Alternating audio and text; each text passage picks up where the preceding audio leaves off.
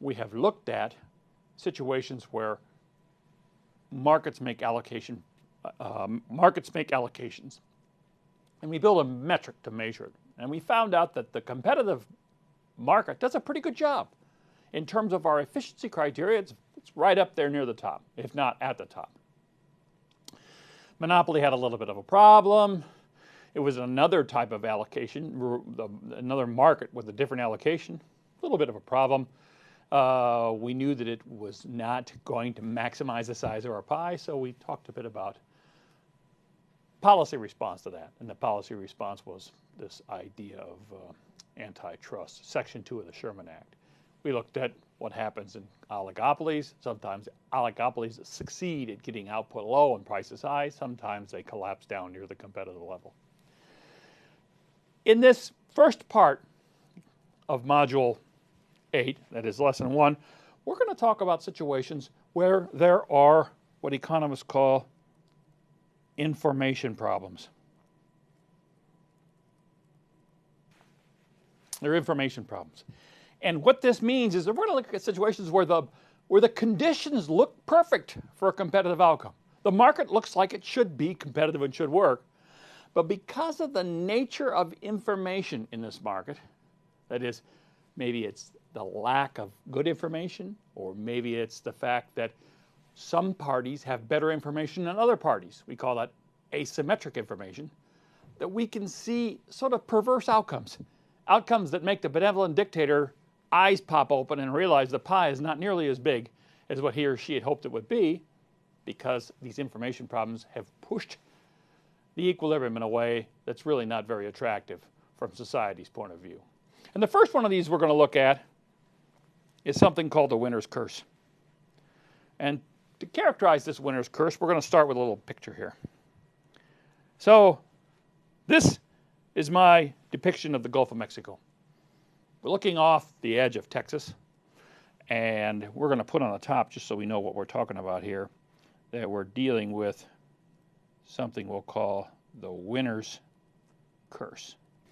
So off the coast of Mexico, off the coast of Texas, there is the Gulf of Mexico.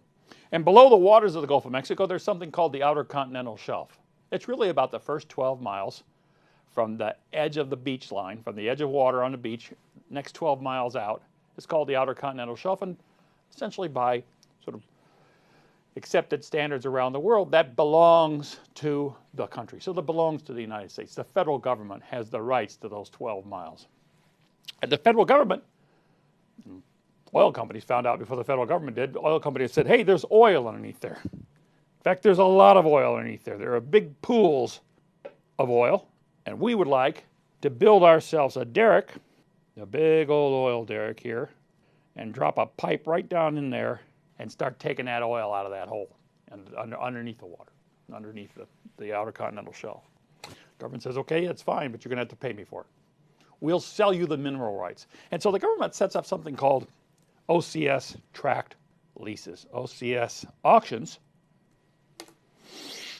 where they defined a certain piece of land down on the floor of the below the Gulf, before the surface of the Gulf of Mexico, and you could bid on it. Now, suppose you're an oil company. What are you going to do to do this? Well, oil companies say, well, you know, I need to know how much oil do I think is down there, and I also have to have an idea of what I think the price of oil is going to be going forward. Well, the second one's probably pretty easy, because we have something called futures markets. Futures markets like the Board of Trade or the New York Mercantile Exchange, they trade petroleum contracts. Crude oil contracts, in fact, are the most heavily traded contract at the New York Mercantile Exchange. You get a contract for a certain number of barrels of oil, 5,000 barrels of oil, and you can contract way out into the future, 10 years ahead. You can buy today a lump of oil 10 years ahead at a certain fixed price. It's and that market, to an economist, is a pretty good prediction of what oil prices are going to be in the future. There's people with skin on the line, lots of skin on the line, we're talking about lots of money changing hands, are making well-informed predictions about what's going to happen going forward. Well, then, I guess the real problem is, how much oil is down in that hole? How much oil is down in that hole? The way to do that, go find yourself a geologist, a really good geologist, and you hire a great geologist. Some of the best geology departments in the country are at academic institutions in Texas. Rice, Texas, Texas A&M, SMU. They have lots of great energy economists. They have lots of great energy geologists at these places because there's high demand from all the oil companies in the Houston area, for example, to make these types of bids. So you go out and you get yourself a geologist. The geologist comes back, gives you an idea how much oil is down there. You look up the tables and see what you think the expected price is going to be, and you decide what your price is going, what your bid is. You put it in a bid. It's called a sealed bid auction. You write your bid in, seal the envelope, and set it in. And then someday, 2 o'clock on December 14th, in the courthouse, the federal courthouse in Houston, they'll open these up. And then everybody can come watch. And so you're there along with, say, 100 other people who all were concerned people and put their bids in. And they're opening all these bids up. And you know what? Here's kind of what the distribution of bids looks like. The distribution of bids ends up, if you were to gather all that data and put it in a table, it looks a lot like the normal distribution. In fact, that's because of something called the central limit theorem. Once you get above 40, 50, 60 observations, the data look a lot like the normal curve, the normal distribution, the typical bell curve. And in fact, you see, when you looked at this outcome, that's exactly what the bids look like. These are the bids of the 100 bids out there. This is what they look like. They fit this curve. And it turns out there's a lot of bids right above something that we call mu. In statistics, that's the expected value of the normal curve. Lots of people are gathered around there. And there's fewer people here, and there's fewer people here, and there's fewer people here, and there's very few people out here. There's fewer people here, there's fewer people here, there's very few people here. But guess who wins the bid? Well, the government says the winner is the person who bid the highest. There's one individual standing out here who bid the highest. Think about it. The expected value of all those experts, all those different geologists who are hired by all these different firms, the expected value was here. But the winner is the person who most wildly overestimates the amount in there. Of all the 100 people, this guy right here has got he or she's got a shocked look on their face right now because they realize that of the 100 bids that were opened, theirs was the highest of all. They were the one who were most overly optimistic.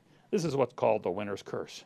The winner's curse in this case is that the winner ends up being a loser because the winner has so much overbid on this that they're not going to make any money on this tract. And in fact, if you look at the data from these early outer continental shelf auctions, the expected value, that is the mean of the bids that day in the courthouse when they opened them, turns out to be a very good prediction of the amount of oil that was actually in that hole times the price. The market did a good job. It's just that the auction was set up to not take the average of the bids and say that's what we'll lease this tract for, but to take the person who bid the highest. That's the winner's curse. Information problem, the lack of enough information. How do you solve this problem? It's not too hard. And they figured it out right away. Started losing millions of dollars. They figured this out.